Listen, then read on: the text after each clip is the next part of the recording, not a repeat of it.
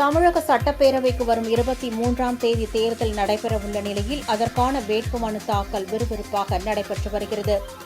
இந்நிலையில் தேர்தலில் 100% வாக்குப்பதிவு என்ற இலக்கை எட்டவும் வாக்களிப்பதன் அவசியம் குறித்தும் பொதுமக்களிடையே விழிப்புணர்வு ஏற்படுத்தும் வகையில் தேர்தல் ஆணையத்தின் சார்பில் பல்வேறு நிகழ்ச்சிகள் நடத்தப்பட்டு வருகின்றன.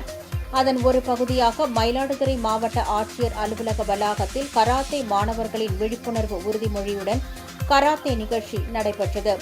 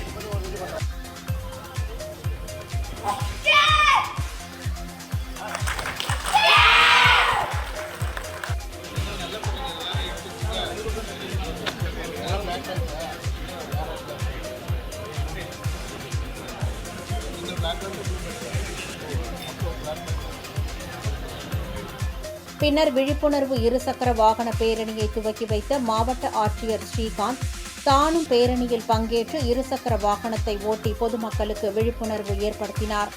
இந்த விழிப்புணர்வு பேரணியில் ஊரக வளர்ச்சித்துறை அலுவலர்கள் பெருந்திரளாக கலந்து கொண்டனர்.